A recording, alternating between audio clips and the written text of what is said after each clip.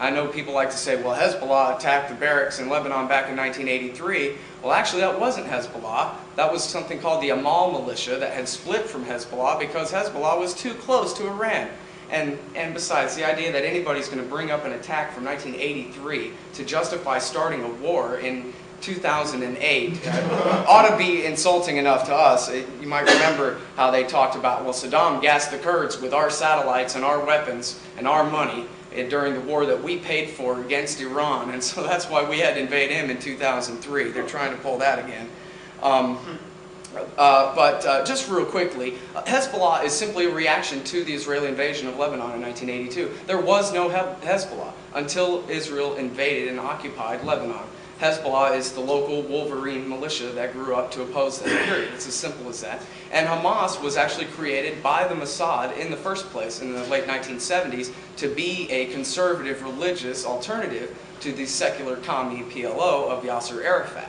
And so, you know, the fact that the Israeli government doesn't like the fact that they have to deal with Hamas right now, I can sympathize, but only so much, since it was their government which created this group of crazies in the first place.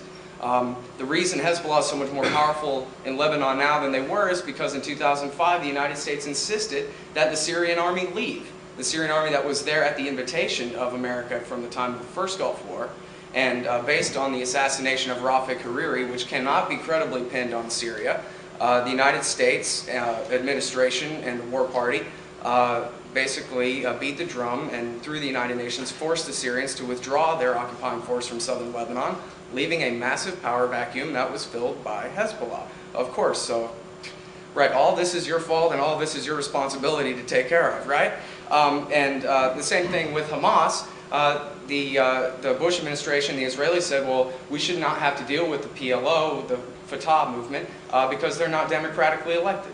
And so we will only deal with a government and a Palestinian Authority that's been democratically elected. So then they held elections and Hamas won. And in fact, the reason Hamas won, the biggest reason Hamas won, is because the Israelis who collect all the Palestinians' border taxes wouldn't pay up. And so Arafat didn't have any of his capital to buy the votes that he needed to buy. And so Hamas won. Again, this is sort of just an aside, but that's the international terrorism that Iran supports that's supposed to justify our coming war against them, and it hardly does. Also, there have been accusations that the Iranians back the Taliban and Al-Qaeda in Afghanistan and Pakistan. And this is just a damn lie. The fact of the matter is the Iranian mullahs, the Ayatollahs there, and the Taliban are bitter enemies. And in fact, Iran almost invaded Afghanistan in 1998 when the Afghan government rounded up, I think it was 12 Iranian diplomats and shot them in the back of the head. And so when the United States decided to invade after the September 11th attacks, the Iranians did everything they could to say, oh, good, your enemy's our enemy. Let's be friends. Let's work together. We'll try to help you. The same thing goes with members of Al-Qaeda, some of whom were captured by the Iranians and remain on house arrest or in actual prison in Iran to this day. Now, you might remember John McCain on his recent trip to Jordan got a little bit confused with his talking points and said, well, you know, the Iranians, they're taking the Al-Qaeda guys back into Iran for training and then they're coming back and killing our guys. And, well, he was confusing two different pieces of propaganda. One is actually sold from a very narrow perspective at basically the Weekly Standard and the American Enterprise Institute. And that is that, yes, in fact, John McCain was right when he misspoke and Iran does back Al-Qaeda. And then the other talking point that he was confusing was that Iran is training members of the Mahdi army, which is something entirely different. But anyway, after McCain made that slip up and Joe Lieberman whispered in his ear, you mean the Mahdi army, not Al-Qaeda? Oh, okay.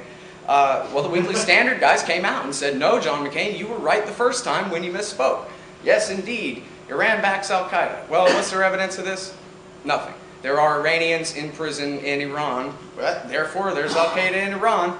And we just don't need to narrow it down any closer than that. And in fact, not long after this, I interviewed Philip Giraldi, the former CIA officer I told you about at the beginning of the speech. And he said there is no evidence whatsoever at all that he or anyone of his friends in the intelligence community knows of that would say that there are actual ties of any description between the Iranians and Osama bin Laden, their bitter enemies in the Al-Qaeda movement, other than the Iranian government holds some of them in prison.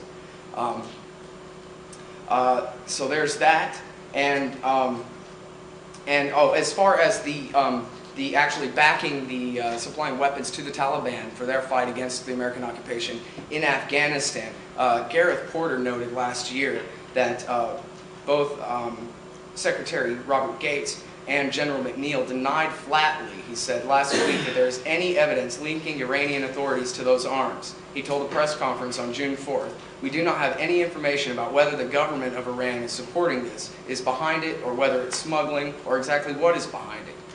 Gates said that, quote, "some of the arms in question might be going to Afghan drug smugglers." The commander of NATO forces in Afghanistan, General McNeil, implied the arms trafficking from Iran is being carried out by private interests. Quote, "When you say weapons being provided by Iran, that would suggest there is some more formal entity involved in getting these weapons here," he told Jim Loney of Reuters June 5th. "That's not my view at all." And there are many more quotes along those lines from American generals in Afghanistan when asked about Cheney's talking point that Iran is supplying weapons to the Taliban there, where they say, well, listen, there have been some arms that seem that they may have come from Iran, but hold it right there, reporter, and make sure you jot this down, and make sure there's actually the quote I tried to find and couldn't. It's out there somewhere. Make sure you add this, that I said specifically, just because some arms may be coming across the Iranian border does not mean the Iranian government is behind it at all. You got that? All right, good, said the general to the reporter. This has happened over and over again. When the question is Iran supplying arms? They say, well, when you say Iran, that sounds like you mean a formal entity like the state there. No, that's not the case. Happens to be, guess what? There's a gigantic arms market in the Middle East. You might be surprised. But yeah, pretty much right there between China and the Mediterranean Sea, you can get an AK for sale. It's really not that difficult. And now this actually is, I think, the biggest lie, because it's the easiest one to remember. It's the one that causes the knee-jerk response. It's the one that says, well, something absolutely must be done. And that is the lie that the president of Iran has promised to wipe Israel off the map. Well, as Juan Cole, who again is a professor of history at the University of Michigan and a fluent Farsi speaker, has explained, there is no such idiom in Farsi as wiping something off a map. That's an American colloquialism. And in fact, it's tragic that the original mistranslation came from the Iranian press service.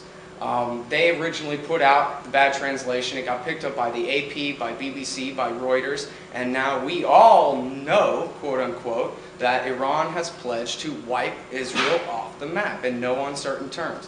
In fact, that is not what Ahmadinejad said. Quoting Juan Cole, the actual quote, which comes from an old speech of the Ayatollah Khomeini, does not imply military action or killing anyone at all. It's an inexact translation. The phrase is almost metaphysical. He quoted Khomeini that, quote, "the occupying regime over Jerusalem should vanish from the page of time." It is, in fact, probably a reference to some phrase in a medieval Persian poem. It is not about tanks. And in fact, he was making a direct comparison to the Soviet Union. Well, they used to say the USSR would never fall, and yet it did. And they say now that the Israeli regime in Jerusalem will never fall. Well, it should and it will, he said, paraphrasing the old dead Ayatollah. So again, that is the furthest thing from a promise that as soon as, my Interior Department, because of course Ahmadinejad has no control over foreign policy or the military in Iran at all. So as soon as my park rangers have their act together, we're going to, march all the way across Iraq and Jordan and invade Israel. No, he didn't say that, and it's clearly not what he meant. And in fact, in context, you would have to really, really try to take that misinterpretation from his statement. And again, there is no such idiom as wiping anything off a map in Farsi. So pretty hard for him to say that, since no such idiom. Okay,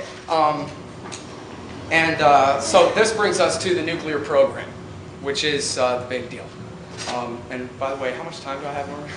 Am I doing okay? 20 minutes at least. Okay. Here's the deal about the Iranian nuclear weapons program. There is no such thing. And in fact, there never has been such a thing as an Iranian nuclear weapons program. Ever. What they have is a nuclear program. And what they also have is a piece of paper called the Non-Proliferation Treaty, which says that it is their unalienable right